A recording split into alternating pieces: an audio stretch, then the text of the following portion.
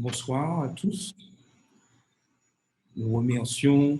J'espère que vous avez passé tous une bonne journée sous le regard béni de Dieu. Je souhaite la bienvenue à tous et j'espère que nous allons passer un bon moment de discussion autour de la parole de Dieu. Donc, pour commencer notre programme, nous allons chanter avec Carole le numéro 513 de notre hymne louange. Et à la suite, je vais demander à Harry, s'il me reçoit très bien, de faire la première prière pour nous, s'il te plaît. Donc, nous allons commencer avec le numéro 513 de notre hymne louange. Donc, je vous invite à... Les paroles sont affichées et chanter ensemble ce magnifique chant. Donc, bonsoir à tous, est-ce qu'on m'entend? On t'entend très bien. Parfait, j'espère que vous avez passé une bonne journée. Le cantique que je vous propose ce soir, c'est un cantique rare. Peut-être que vous ne le connaissez pas, vous le connaissez. En tout cas, si vous le connaissez, chantez avec moi, n'hésitez pas. Si vous ne le connaissez pas, c'est peut-être l'occasion de l'apprendre. Nous allons chanter ensemble. J'attends que ce soit affiché.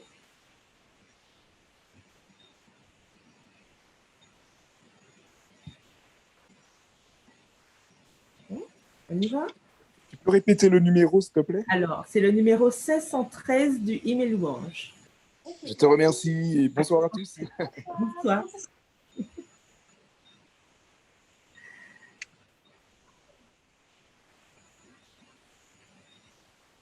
Ok, c'est bon.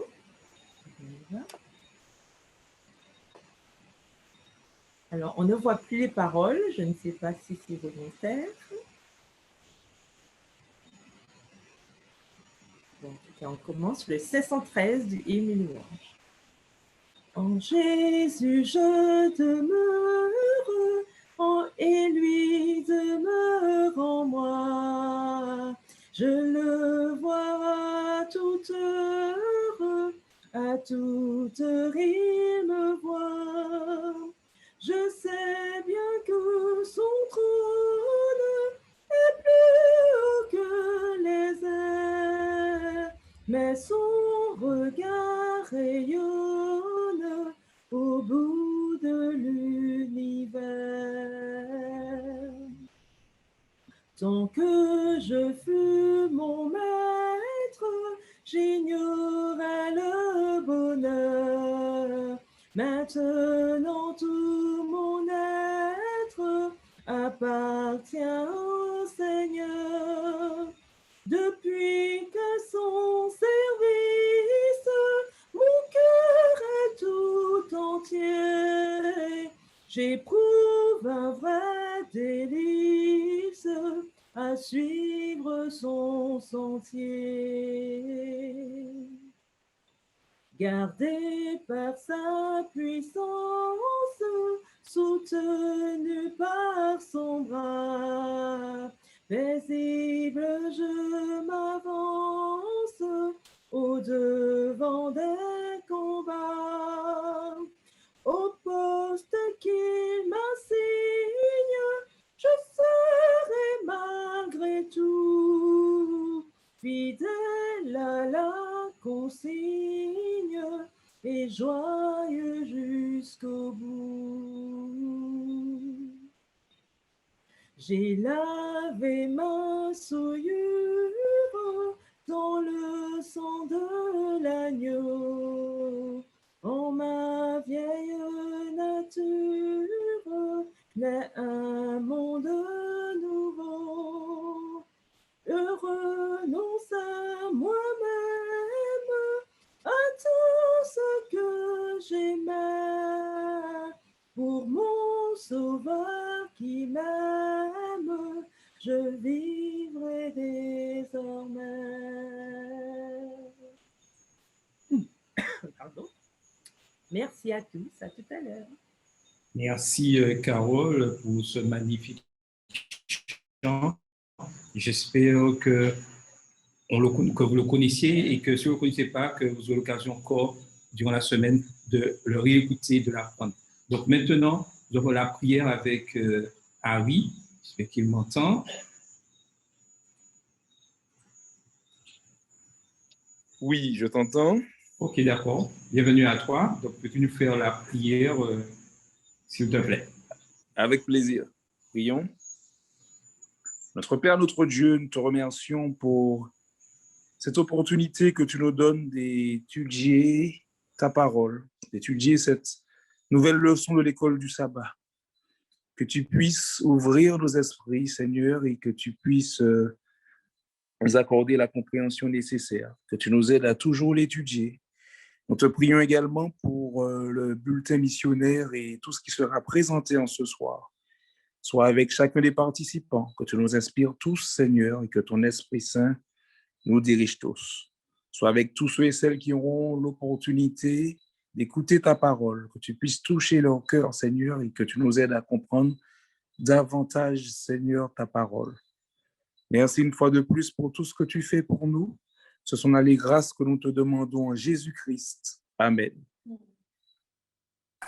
Amen.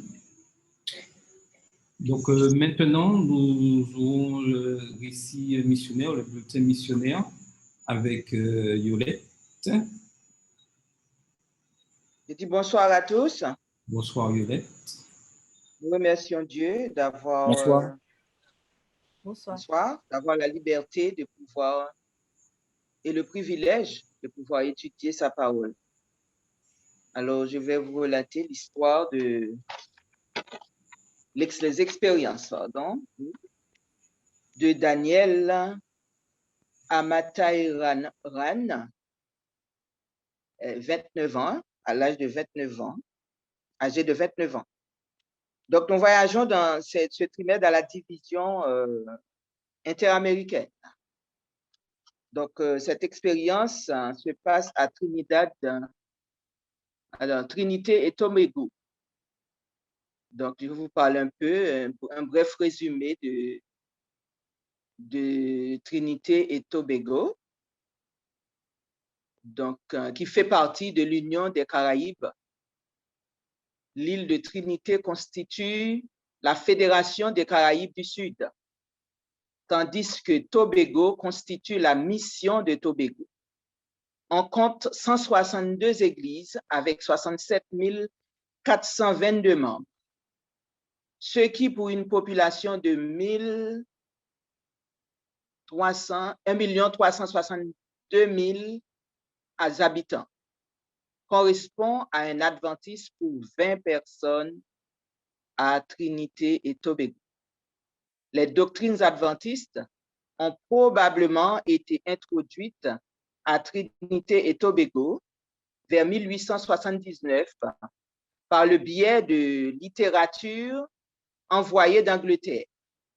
Dès 1880 ou 1881, un groupe d'observateurs du sabbat dirigé par James Braith, pardonne l'expression, s'est réuni à la prononciation, pardon, s'est réuni à Tobago.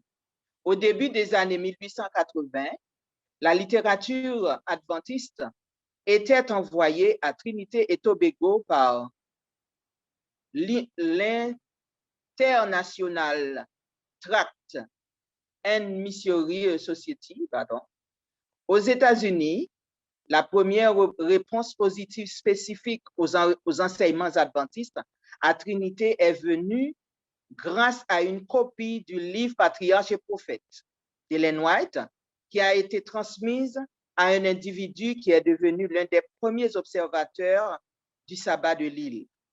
Il y avait plusieurs colporteurs indépendants américains et antillais à Trinité dans les années 1880 et 1890. Et en février 1894, un pasteur Andrew Flowers et sa femme Rachel arrivèrent en tant que premier missionnaire officiel. Malheureusement, Andrew Flowers contracta la fièvre jaune et mourut à Port d'Espagne en juillet 1894. Et sa femme retourna chez elle peu de temps après. Donc, la première église adventiste du 7e jour a été organisée à Couva, à Trinité, avec 28 membres en novembre 1895. Gloire à Dieu. Alors, le thème de l'expérience de Daniel fut les filles ou Dieu. Daniel avait vu cette danse à la télévision, mais jamais dans la vie réelle. Il était étonné de voir les flips, les cabrioles et les gens sautant sur une main. Il avait remarqué que les filles aimaient regarder les danses et il a voulu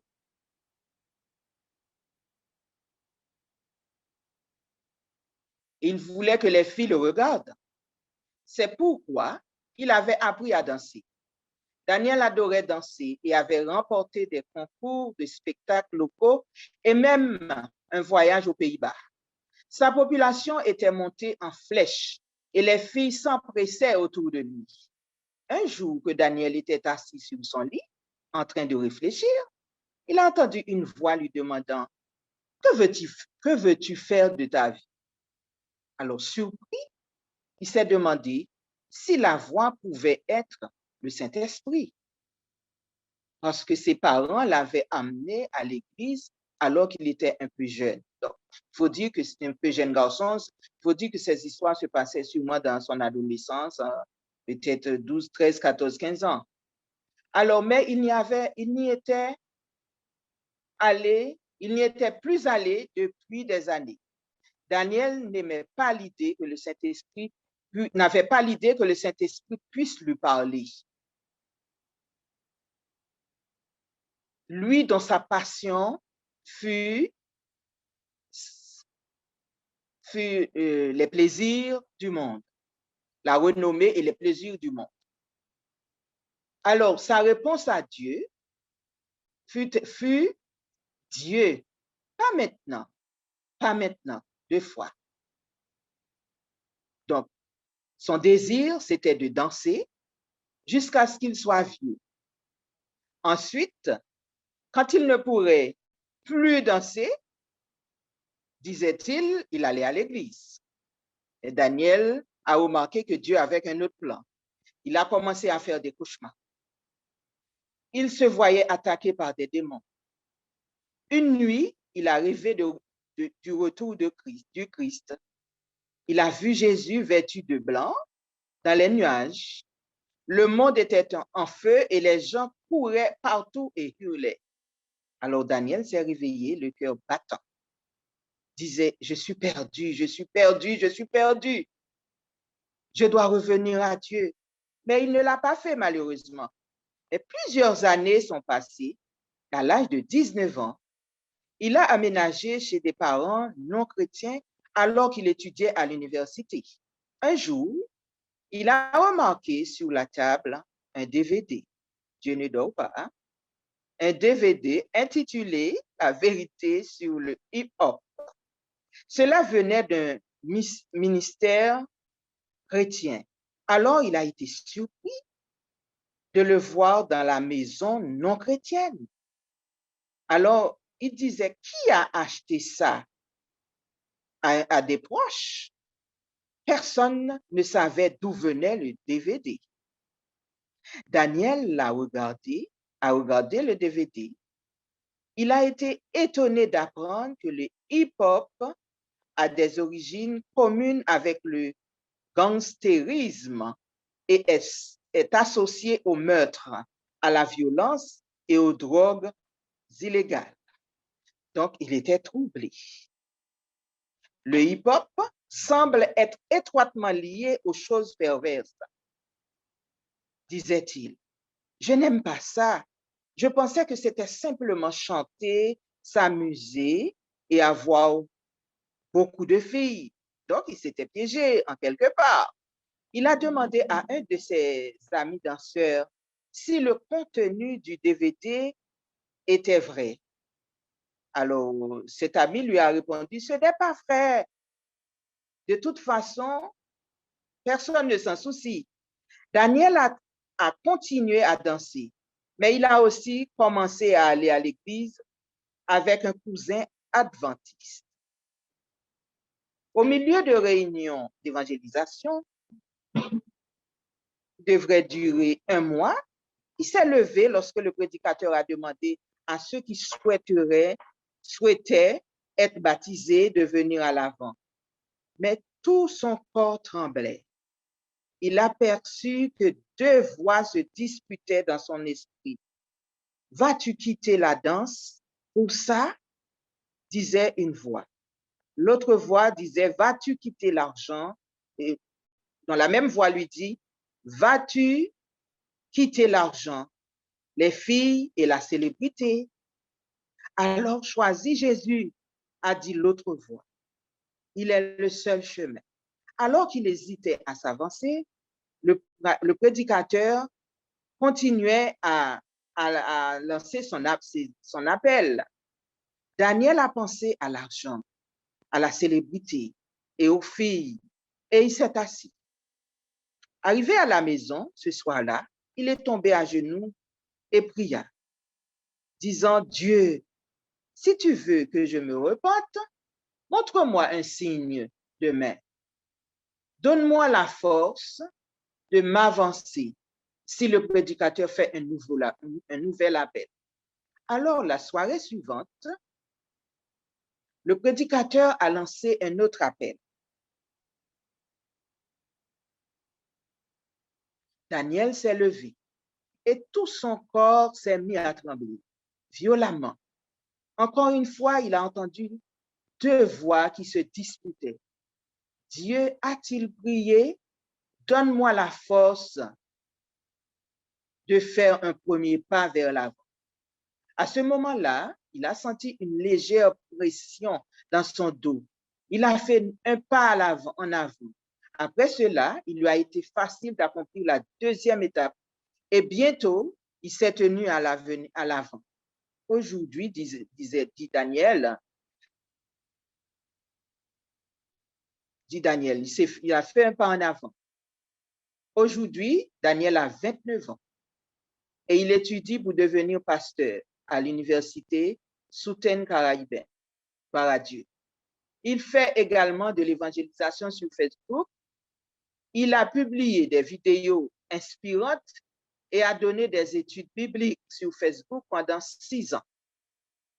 24 personnes ont ainsi été baptisées. Gloire à Dieu. Alors, Dieu a été miséricordieux pour moi, dit Daniel. Alors, je prends le travail missionnaire au sérieux. Alors, il vous remercie pour votre offrande du 13e sabbat qui, il y a 3 ans, a permis de construire le tout premier bâtiment d'église à l'université Southern Caribbean où Daniel étudie. Donc, la voix de Dieu sont souvent surprenantes. Dieu compte sur notre générosité pour collaborer à l'achèvement de son œuvre. Et merci de vous souvenir de l'université pour l'offrande du 13e sabbat de ce trimestre, qui aidera à ouvrir un centre d'influence, living, qui signifie mieux vivre, sur le campus pour former les étudiants à devenir missionnaires. Alors que Dieu soit loué, soyons généreux. Merci pour votre écoute. Amen. Amen. Merci Yolette pour ce magnifique récit. Donc, comme Yolette nous a dit, au cours de ce trimestre, nous serons dans notre division, la division interaméricaine. Donc, il y a 13 projets. Les 13 projets sont tous dirigés vers les campus, les universités adventistes, où un effort important sera mis au cours de ce trimestre afin que chaque université puisse recevoir une certaine somme pour continuer leur mission d'évangélisation à former des pasteurs, des étudiants, des laïcs, toujours dans l'évangélisation. Maintenant, nous allons passer au moment clé, au moment important que nous attendons tous, le moment de discussion, notre leçon. Et cette semaine, Le titre, c'est les premières alliances. Donc, nous continuons, nous avons vu la semaine dernière qu'est-ce que l'importance de l'alliance et nous continuons dans ce sens. Et au cours de cette semaine, nous aurons quelques questions à nous poser. Que signifie le mot alliance? Quels sont les éléments qui composent l'alliance? Quelle est l'alliance que Dieu a conclue avec Noé? Quel espoir trouve-t-on dans l'alliance avec Abraham? Quel rôle la foi et les œuvres jouent-elles dans la finalité humaine de l'alliance? L'alliance n'est-elle qu'un accord ou a-t-elle des aspects relationnels? Quelle est l'essence même? Merci. Quelle est l'essence même de la nouvelle Oui, ça va. alliance? Quelle est l'essence même de la nouvelle alliance? À l'origine, Dieu a établi une relation d'amour avec les parents de l'humanité, Adam et Ève. Dieu cherche maintenant à rétablir cette relation d'amour avec nous au moyen d'une nouvelle alliance. Une alliance qui signifie une relation engagée entre Dieu et l'humanité centrée sur le plan du salut. Ma question pour commencer, et j'aimerais qu'on discute dessus, est-ce que pour vous, il est important que nous ayons cette alliance avec Dieu? Est-il important que nous puissions avoir un tel contrat avec Dieu? Et pour vous, dans quel but? Donc, vous avez la parole. Pensez-vous qu'une alliance est indispensable entre Dieu et nous? Alors, qui voudrait commencer pour prendre la parole?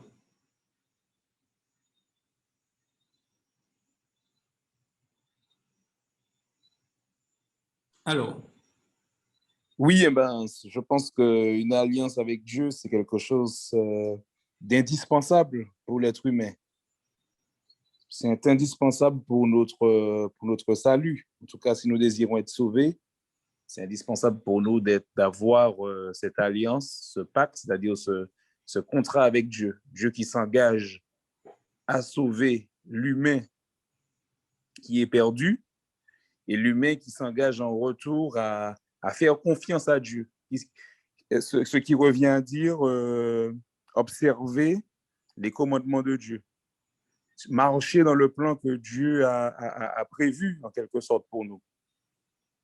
Tout à fait. Et comme nous l'avons vu la semaine dernière, où dans le jardin, Dieu va vers Adam et lui dit, « Où es-tu » Dieu va à la recherche de l'homme, il va à la recherche de sa créature et souhaite cette alliance. Puisque, comme nous l'avons vu aussi la semaine dernière, nous avons l'homme a péché, donc, et Dieu cherche à se réconcilier avec chacun d'entre nous. Donc, nous avons cette possibilité d'accès à cette alliance, à ce que Dieu veut que nous ayons un contrat avec lui. Mais la question est, voulons-nous vraiment établir cette alliance? C'est à chacun individuellement à faire cette démarche et répondre. Mais Dieu est disposé à le faire. Le vrai sens de la grâce est mis en évidence dans le concept d'alliance. Le terme alliance du mot hébreu bérit souligne également l'initiative délibérée de Dieu pour sauver l'humanité. Une alliance est donc un accord constitutionnel divin donné aux humains afin qu'ils ne servent que Yahvé.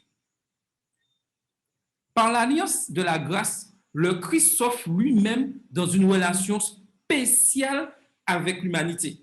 Voilà le but, ce que Dieu cherche, cette alliance, c'est que le Christ s'offre lui-même dans une relation spéciale avec l'humanité. Il promet d'être notre Dieu d'alliance et notre émancipateur et rédempteur. Nous pouvons voir ça dans Matthieu 1, verset 21. Maintenant, voyons les bases de l'alliance. Les Écritures décrivent 3 significations distinctes du mot grâce. La grâce signifie les actes d'amour de Dieu envers les pécheurs. La grâce indique le caractère merveilleux de Dieu et la grâce indique aussi que Dieu nous donne la force de vaincre. Lorsque vous voyez ces définitions de la grâce, quelle attitude avez-vous qu'est-ce que vous pensez de Dieu et dans ces conditions de grâce qu'il donne à chacun de nous? Donc, si quelqu'un veut intervenir, que penser de cet acte d'amour de Dieu pour l'humanité? Est-ce que quelqu'un prend la parole?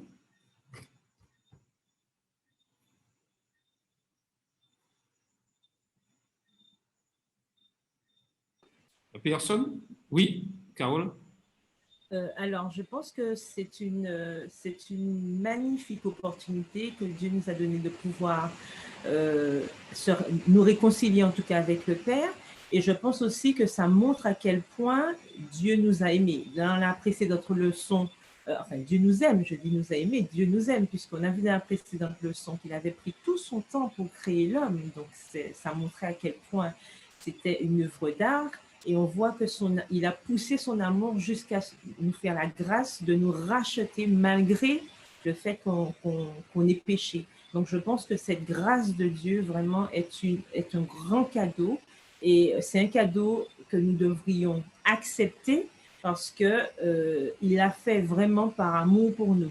Et ça montre justement l'ampleur dans son amour pour chacun de nous. Tout à fait, tout à fait. Et comme vous voyez à la fin de la phrase, il dit, la grâce indique que Dieu nous donne la force de vaincre. Mais cette victoire sur le péché s'obtient uniquement par la grâce de Dieu. Et c'est quelque chose qui doit nous vraiment remplir de joie de savoir que nous avons un Dieu aimant et qui nous donne cette force de vaincre le péché dans le but d'obtenir la vie éternelle. Dans le Nouveau Testament, l'équivalent du terme hébreu grâce, chen, est l'idiome grec diathek, qui fait référence à un testament, à un don. Tout comme l'alliance, le testament, un document juridique que nous connaissons tous, est un don gratuit à une partie qui n'y a aucun droit légal. Comprenez bien que normalement, comme Dieu l'avait dit à Adam et Ève, le jour où tu en mangeras, tu mourras. Normalement, nous devons mourir éternellement.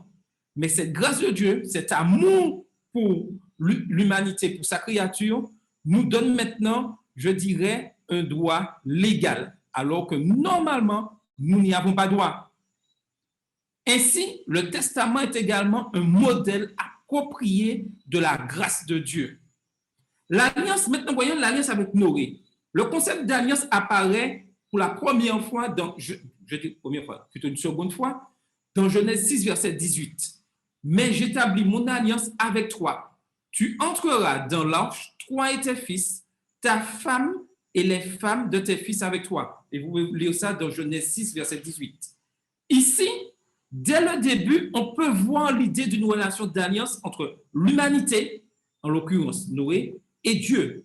L'orateur est Dieu et c'est à Noé qu'il s'adresse.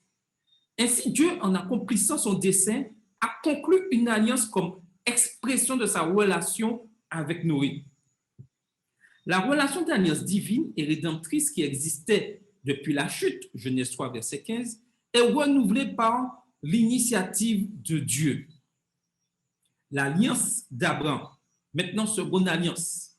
Pour Abraham, une promesse de protection et d'augmentation des récompenses était inscrite dans le rouage de ce pacte. Dieu a étendu son alliance avec Abraham sur différentes périodes.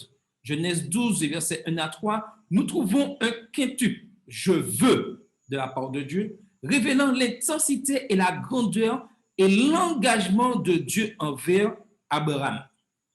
Ma question pour chacun de nous ce soir, pour bien réfléchir, pensez-vous aujourd'hui, en 2021, que Dieu souhaite avoir avec nous cette même alliance qu'il a mis en place avec Abraham? Ce « je veux » est-il toujours d'actualité? Et pour nous, et pour vous, qu'est-ce que cela représente que Dieu veut? Je veux avoir cette alliance avec toi. Donc, vous avez la parole.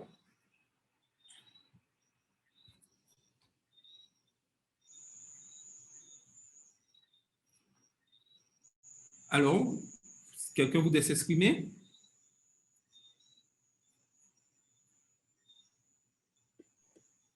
Alors oui, en effet, Dieu désire toujours avoir cette alliance avec nous. Et le fait qu'il dit justement, qu'il continue à dire qu'il veut cette relation avec nous, montre que c'est un Dieu qui ne change pas. Dieu nous dit qu'il est le même hier et aujourd'hui. Donc, quand il fait des promesses, quand il fait un signe, un contrat, entre guillemets, avec ses enfants, ce contrat ne peut être rompu, en tout cas pas de son côté. Hein. Voilà. La seule façon qu'il est rompu, c'est quand nous, malheureusement, ses enfants, rompons ce contrat. Mais du côté de Dieu, non, sa parole ne change pas. Comme tu avais pris l'exemple du Testament, Dieu a fait cette promesse à son peuple et la promesse reste inchangée. Donc, voilà, le fait de savoir cela, déjà, c'est rassurant pour nous, le peuple de Dieu, de savoir que Dieu a un amour pour nous qui est tellement grand, mais on ne peut même pas décrire, en fait, l'amour de Dieu pour nous, que, voilà, nous nous sentons bien dans les bras de Jésus. On se dit, notre Dieu est là, il est fidèle et vrai dans ses promesses. Donc, ouais, nous sommes assurés dans tout ce que le Seigneur dit et nous avons confiance en ce qu'il nous dit. Donc, je pense que cette affirmation « je veux » nous reassure. Nous assure, voilà, nous assure. Tout à fait. Le « je veux » est encore plus d'actualité aujourd'hui, alors que nous sommes au temps de la fin. Le Seigneur veut et il insiste chaque instant. Je veux, je veux, je veux. Nous voyons dans ces 3 versets, il le dit au moins 5 fois. Aujourd'hui, il le dit encore plus à chacun individuellement. Je veux faire cette alliance. Maintenant, sommes-nous prêts à passer à l'acte comme Abraham l'a fait? Et ça, c'est quelque chose que chaque jour, nous devons vraiment réfléchir à cela. Le Seigneur veut avoir ce contrat, cette alliance avec chacun d'entre nous. Christ s'est présenté à Abraham non pas comme Dieu, comme un statut ou un nom, mais comme Yahvé, son nom personnel. Et cette même action aujourd'hui, le Seigneur vient auprès de chacun de nous personnellement. Et il nous connaît individuellement. Il va venir de manière, comme je dirais, de manière différente, mais toujours dans le même but de mieux que nous fassions ce contrat avec lui. Il connaît chacun de nous individuellement et il sait ce que nous avons besoin. Il sait identifier comme Yahvé, je suis, un nom qui exprime son essence divine, qui existe, qui a une volonté, qui a un but. Yahvé est le nom d'alliance du souverain, Jéhovah. Le nom qu'il prend lorsqu'il se révèle de la manière la plus personnelle. Nous voyons ici aussi que l'alliance est une alliance de grâce. L'alliance d'Abraham est une alliance de grâce. Et c'est la sœur Ellen G. White qui le dit. Maintenant, voyons cette alliance avec Moïse. Nous avons vu Noé, nous avons vu Abraham. Maintenant, voyons Moïse. Dieu parla à Moïse et lui dit, je suis Yahvé, je suis apparu à Abraham, à Isaac, à Jacob, comme El Shaddai. Mais mon nom de Yahvé, je ne leur ai pas fait connaître.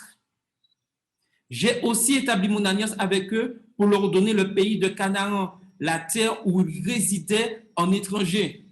Et nous connaissons toute cette histoire où Dieu a accompagné le peuple avec Abraham, ensuite avec Isaac, ensuite Jacob. Et il y a eu cet exil, je dirais, en Égypte. Et maintenant, il a appelé Moïse pour libérer le peuple. Le peuple est libéré. Et maintenant, il se trouve, je dirais, dans le désert. Et Dieu veut rétablir cette alliance. C'est-à-dire, il sait tout ce que le peuple a souffert, toutes les difficultés qu'ils ont eu à passer. Et il veut renouveler cette alliance, c'est-à-dire l'alliance qu'il a fait avec Adam et Ève dans le jardin, ensuite avec Abraham, Noé, ensuite de suite. Il veut renouveler cette alliance afin que le peuple soit vraiment fortifié. Et à chaque fois, quand nous regardons à cet instant de l'histoire avec Moïse, malgré que le peuple, certains l'ont rejeté, les peuples rejetés se sont égarés, le Seigneur revient auprès de son peuple pour établir cette alliance. Et il en est de même aujourd'hui pour nous. Nous nous sommes souvent égarés. Nous avons mis souvent Dieu de côté, mais il vient à chaque instant auprès de nous pour dire, je viens renouveler mon alliance auprès de toi. Le passé, mets une croix dessus. Je viens renouveler. Tu deviens une nouvelle créature de cette alliance. Et c'est quelque chose de formidable pour chacun d'entre nous aujourd'hui que nous vivons dans ce monde rempli dans les ténèbres, où Dieu nous dit, même si tu as commis des erreurs, même si tu t'es trompé, même si tu t'es éloigné de moi, même si tu as tourné le dos à mes principes, mon alliance est encore là pour toi aujourd'hui. Réponds à cet appel, mon enfant. Ne laisse pas les difficultés, ne laisse pas les on-dit t'éloigner de Dieu. Nous devons nous connecter constamment à Dieu car c'est son souhait, car il veut établir cette alliance avec chacun d'entre nous. Et il dit à Moïse, et il le dit encore, et moi, j'ai entendu le gémissement des Israélites asservis par les Égyptiens et je me suis souvenu de mon alliance. Et aujourd'hui, c'est vrai qu'avec tout ce qui se passe, on a l'impression que Dieu a oublié, nous a oubliés. Mais Dieu nous dit non, je suis toujours là. Je suis là pour établir mon alliance avec mon peuple. C'est pourquoi tu diras aux Israélites, je suis Dieu, je suis Yahvé, et je vous souscrirai aux corvées des Égyptiens. Je vous délivrerai de leur servitude et je vous rachèterai à bras étendus et par de grands jugements. Un large déploiement biblique du nom inconnu de Dieu est pertinent dans cette discussion avec Moïse. Yahvé est le nom propre du Dieu d'Israël. De nombreux chercheurs récents expliquent que Yahvé est celui qui donne la vie, celui qui donne l'existence, le Créateur, celui qui accomplit, qui tient ses promesses, celui qui est l'absolu et l'immuable, celui qui existe, qui vit, qui est cohérent et immuable, celui qui se manifeste toujours comme le Dieu de la rédemption. Il le sera, il donnera la preuve de son être, affermira son être. Aujourd'hui, pensez-vous que toute cette description que Dieu avait avisée avec son peuple d'Israël, avec Moïse, est encore d'actualité? Le Seigneur souhaite-t-il vraiment nous attribuer tout ceci ou il nous a oubliés?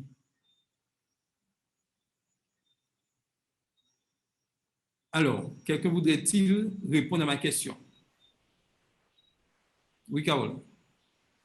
Je dirais qu'évidemment, Dieu ne nous a pas oubliés, ça c'est sûr. Comme disait Naomi tout à l'heure, Dieu ne change pas de toute façon. Donc, comme Dieu ne change pas, ben, de toute façon, tous ces noms-là existent encore aujourd'hui et c'est encore pour nous aujourd'hui. Et nous remarquons qu'à chaque fois, par rapport aux différentes alliances que tu as citées, à chaque fois, nous avons toujours eu affaire à des hommes qui étaient prédisposés à écouter ce que Dieu avait à leur proposer. Et je pense que c'est une leçon aussi pour nous aujourd'hui. C'est vrai que si nous voulons que Dieu, Yahvé justement, soit une réalité dans nos vies, nous devons aussi avoir ce cœur disposé et disponible pour pouvoir avoir cette alliance avec Dieu, puisque que ce soit Noé, Abraham et puis Moïse, nous voyons que tous ces hommes-là, ils avaient déjà des prédispositions. Ils étaient ouverts. Et nous aussi, nous devons être ouverts. Si nous voulons profiter pleinement de cette alliance que Dieu veut faire avec nous, nous devons être aussi ouverts à cette proposition qu'il nous fait. Et bien sûr, cette réalité-là que les hommes précédents, que les patriarches ont vécu, ben c'est aussi une réalité pour nous aujourd'hui, à condition, bien sûr, que nous le voulions. OK. Quelqu'un d'autre voudrait-il ajouter quelque chose?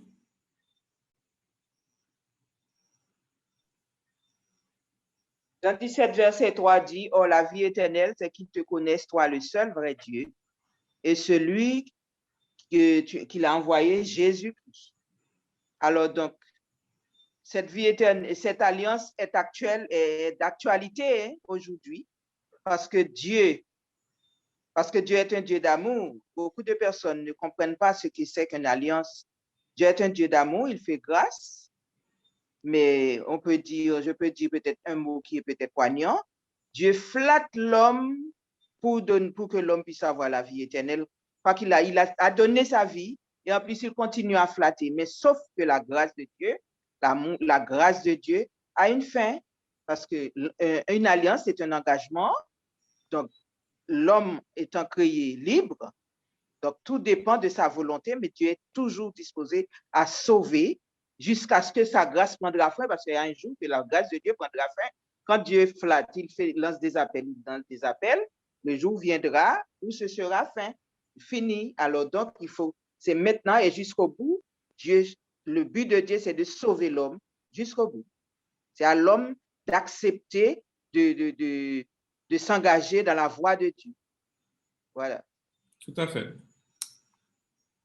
Yahvé est le nom de Dieu qui s'est révélé à Moïse à Horeb et qui s'est expliqué comme « Je serai celui qui sera, celui qui le sera. Je suis celui que je suis. » C'est-à-dire que cela ne vous concerne pas. Je suis, c'est mon nom. Dans la mesure où je suis ce que je suis, celui qui est essentiellement innommable, inexplicable. Et c'est Francis Bro qui le dit. Jésus dit « Je suis », Jean 4, verset 26. Mais il leur dit « Je suis », ne craignez pas. Ce n'est pas un « je suis », simplement, il encore donne ce conseil, n'ayez aucune crainte. Car si vous ne croyez pas que je suis, vous mourrez dans vos péchés. Et voilà la clé des choses. Savoir que Dieu, c'est celui qu'il est le Tout-Puissant, nous permet de ne pas mourir dans nos péchés. Et j'ouvre une parenthèse. Lorsque je laisse place à la culpabilité, j'en parlais de ça la semaine dernière, je mets en doute cette alliance entre Dieu et moi. Lorsque je doute vraiment du pardon de Dieu de mes péchés, je mets en doute cette relation. Alors Jésus leur dit dans Jean 8, verset 28, « Vous saurez que je suis. » Jésus leur dit, en vérité, avant Abraham ne vienne au monde, je suis. À partir de ce moment, je vous dis, avant que cela arrive, je suis. Jésus leur dit, je suis encore dans Jean 18, verset 5. Jésus répondit, je vous ai dit que je suis. Si c'est moi que vous cherchez, laissez-moi partir cela afin que la parole s'accomplisse. Jean 18, verset 8. Et aujourd'hui, dans toutes les difficultés, nous devons savoir que Dieu nous dit encore « Je suis ». Dans cette période de COVID-19, où le monde ne sait pas où il va, où chaque jour, une nouvelle tombe, nous sommes chamboulés dans tous nos programmes. L'Éternel nous dit « Je suis », reste calme et serein parce que je suis au contrôle de tout. Voilà ce que Dieu nous demande, de rester calme et serein, quoi qu'il arrive. Qu'on nous dise aujourd'hui l'église est ouverte, que demain elle est fermée, qu'après-demain elle est encore ouverte, nous devons rester calmes et sereins et se dire que Dieu contrôle toutes choses. Voilà ce que Dieu nous appelle à être aujourd'hui. L'alliance que Dieu désirait pour Israël était qu'il sache que l'amour divin n'avait pas de motif caché et que tout ce que Dieu recherchait chez son peuple était une réponse d'amour authentique. Une réponse qui, en fait, serait rendue manifeste par leurs œuvres. Et ça, c'est quelque chose de très important aujourd'hui à comprendre.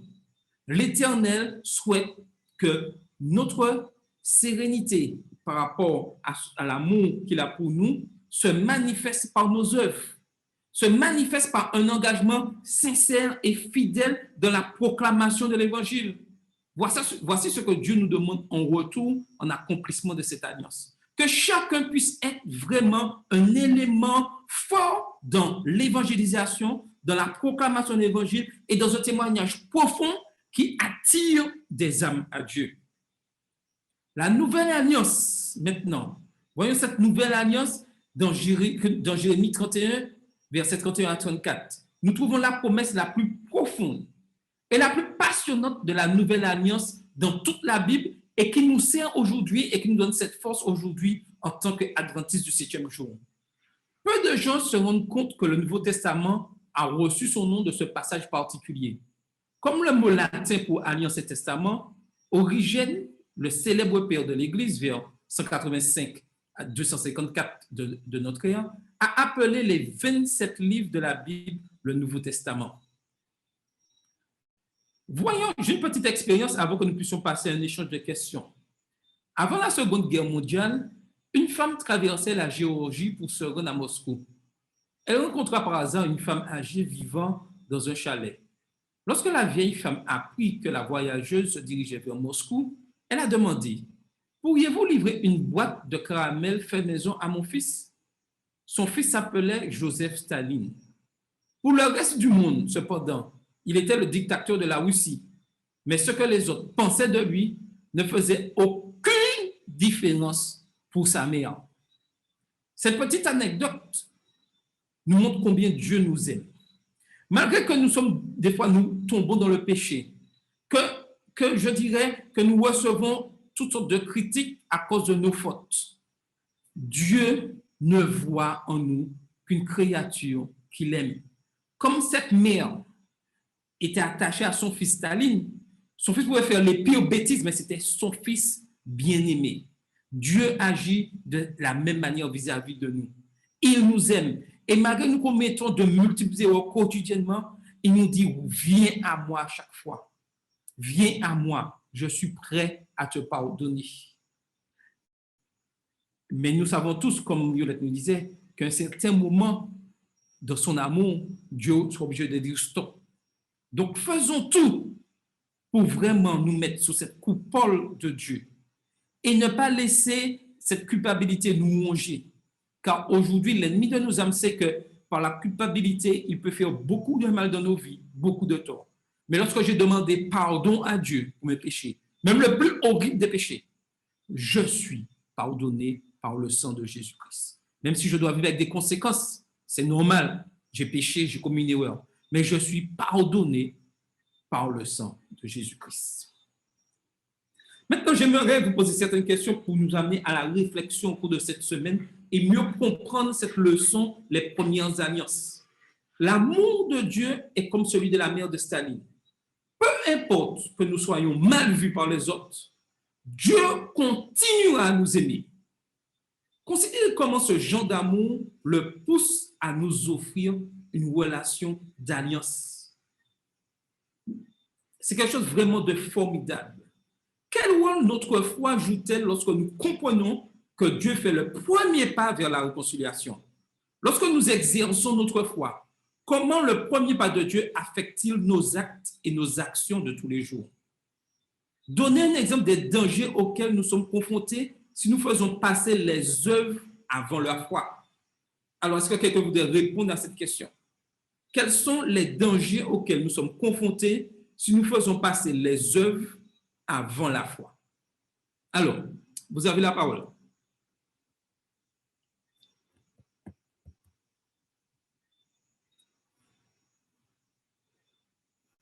Alors, qui voudrait se lancer sur cette question-là?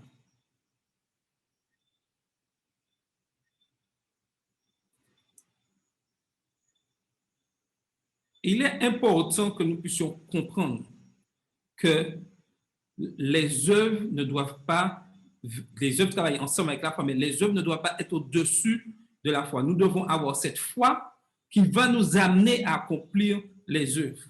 Sans la foi, les œuvres ne peuvent pas être réelles. Nous avons besoin de cette foi en Dieu, et lorsque j'ai cette foi en Dieu, j'accomplis des bonnes choses. Mais les bonnes choses peuvent s'accomplir sans la foi. Nous avons tous de bons côtés, nous pouvons accomplir de bonnes choses et ne pas avoir la foi. Mais la foi amène toujours à de bonnes œuvres.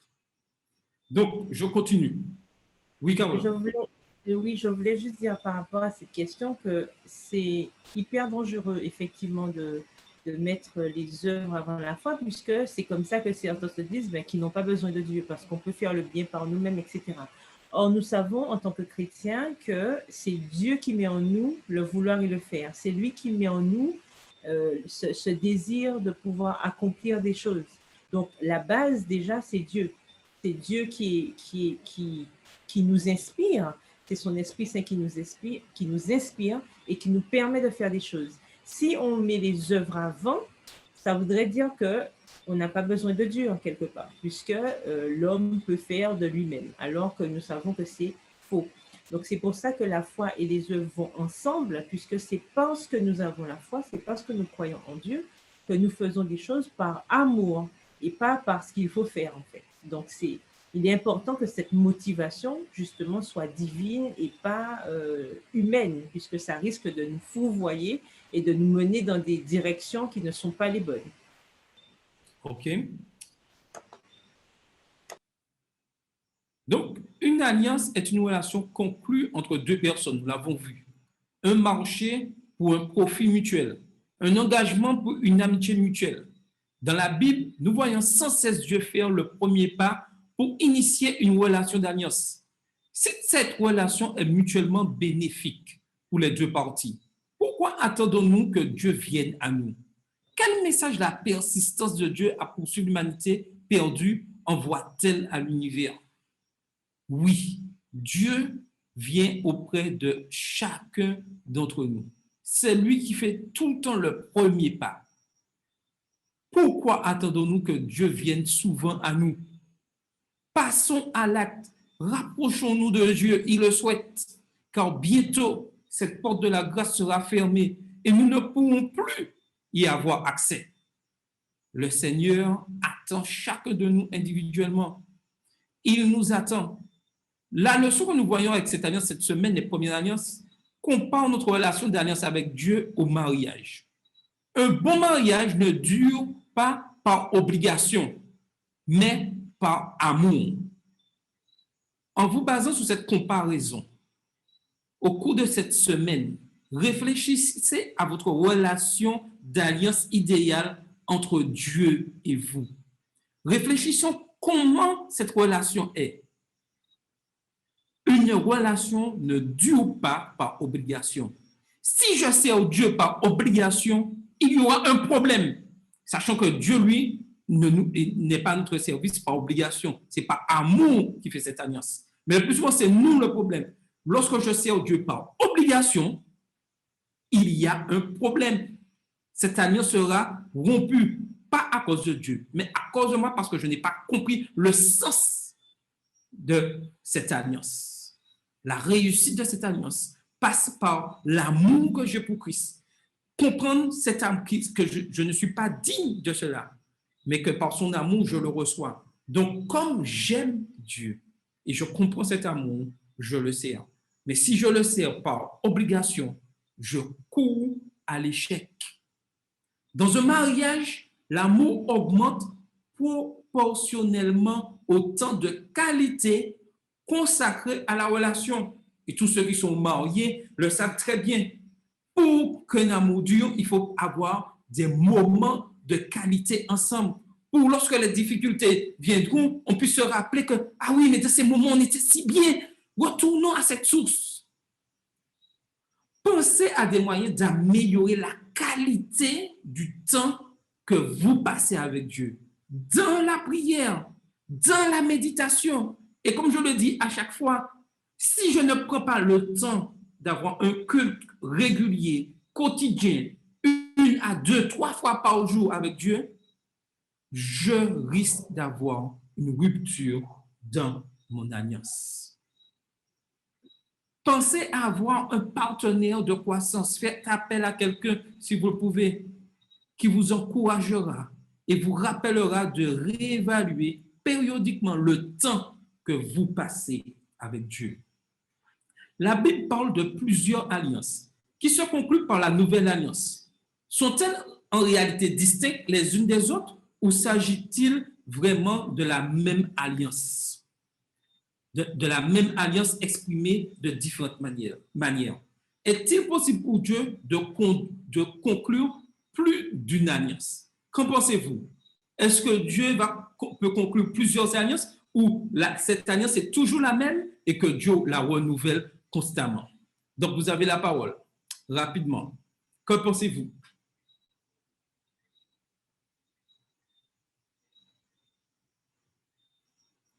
Alors. Bon, une chose est sûre, c'est que on retrouve des caractéristiques communes dans l'alliance. C'est dans l'alliance de Dieu en tout cas, même si elle se manifeste de différentes manières à travers les âges. Et la caractéristique commune est celle de sauver l'humain, sauver le perdu. Donc, lui donner l'opportunité d'échapper au châtiment de la désobéissance, qui est la mort éternelle. Donc, c'est ce qu'on retrouve. Donc, il y en a qui pensent qu'il y a effectivement une ancienne alliance et une nouvelle alliance, mais il y a quand même matière à penser qu'il y a une alliance, mais qui, au fil du temps, et qui, selon la volonté de Dieu et selon la prophétie annoncée, s'est manifestée, a été matérialisée, concrétisée à un moment donné. Donc, par exemple, on peut penser dans l'Ancien Testament au sacrifice de l'agneau. Ça veut dire pour mourir à la place du pécheur. Et dans le Nouveau Testament, on voit que c'était Jésus-Christ, l'agneau de Dieu qui ôte les péchés du monde. Et c'est lui qui est mort pour nos péchés. Donc, on voit qu'il y a ce même désir, cette même notion de sauver l'homme perdu et donner accès à la vie éternelle. Principe immuable de l'alliance. OK. Donc, je continue, puisque nous sommes déjà arrivés quasiment à la fin. Pourquoi pensez-vous qu'il était nécessaire pour Dieu de réitérer ses alliances avec son peuple? Son peuple a-t-il oublié ou y a-t-il eu des points sur lesquels Dieu a dû insister plus fortement à un moment ou à un autre? Et Dieu insiste encore aujourd'hui et réitère cet appel. Ou des fois, on a l'impression qu'en tant que peuple, Église adventiste du 7e jour, nous avons oublié cette alliance que Dieu veut faire avec nous. Nous oublions souvent par, je dirais, notre comportement, notre manière de fonctionner en tant qu'Église. Il suffit des fois qu'il y ait certaines difficultés et qu'on annule tout est abandonné à cause des difficultés, alors que Dieu est toujours présent. C'est l'Église de Dieu, toujours, à l'heure actuelle, au XXIe siècle.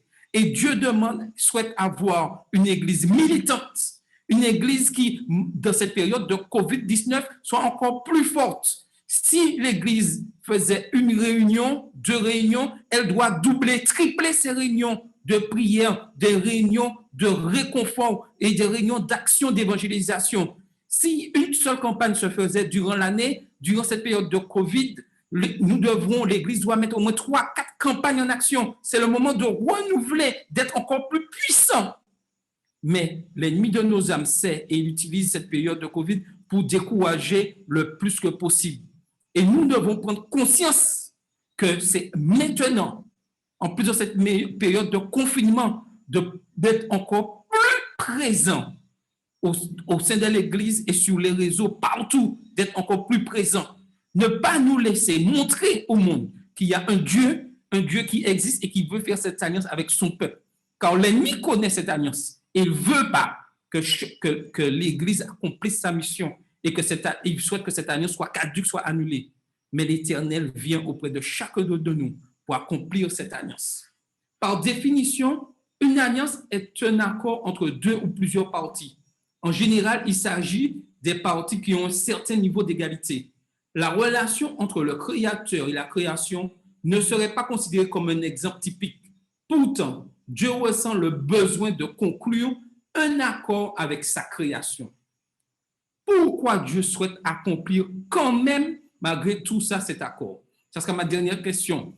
Alors, si quelqu'un peut répondre rapidement. Pourquoi Dieu insiste-t-il? C'est parce que, comme l'a dit précédemment Harry, c'est parce que Dieu veut sauver l'homme. Et parce que Dieu aussi, il a de l'amour pour chacun d'entre nous. Et par amour et pouvoir sauver l'homme, donc il conclut cette alliance. Mais l'alliance, elle est toujours, parce qu'elle nous a dit que c'est une alliance perpétuelle. Ça veut dire que c'est une alliance qui ne change pas. C'est-à-dire, même si les termes, en quelque part, ont changé selon l'homme, mais Dieu ne change pas. Il a chez lui ni ombre de variation, ni changement. Donc, ça veut dire que l'alliance, elle est toujours là, mais c'est nous qui interrompons l'alliance. Donc, il est obligé de reconclure à chaque fois cette alliance avec nous. Mais l'alliance, c'est nous qui la brisons, hein? Mais Dieu ne brise pas son alliance. Tout à fait d'accord avec toi, Corinne. C'est nous qui la brisons.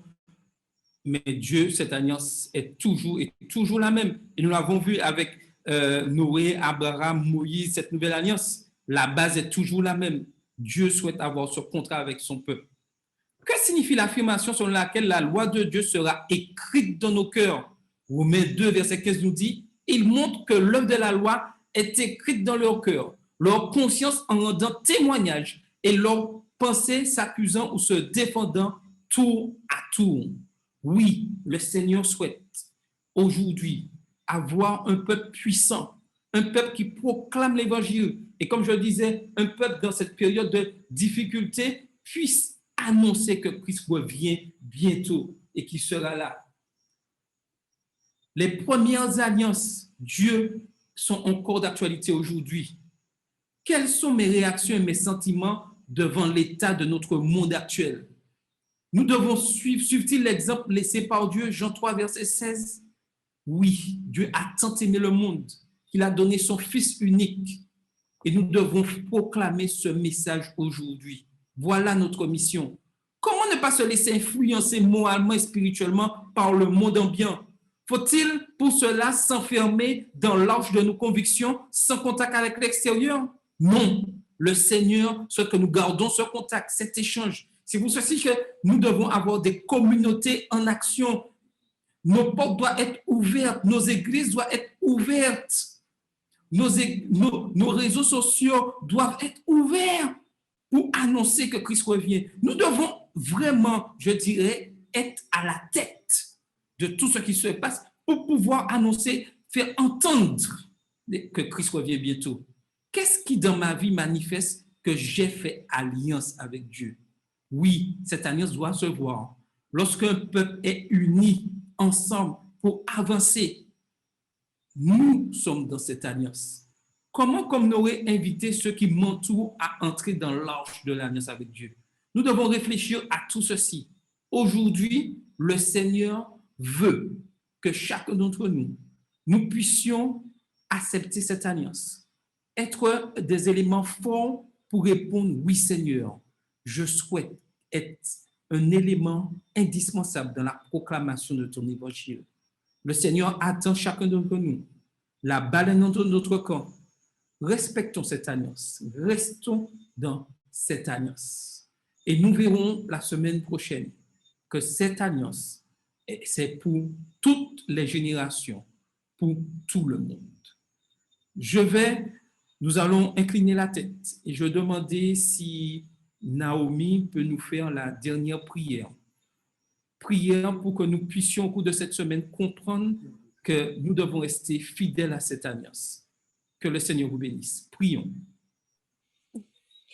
Seigneur Jésus, nous te remercions pour l'étude de ta parole. Merci pour ce moment que tu nous as permis de nous replonger dans cette alliance que tu as établie dès le départ pour nous. Merci de nous rappeler justement cette promesse, cette belle promesse que tu nous as faite.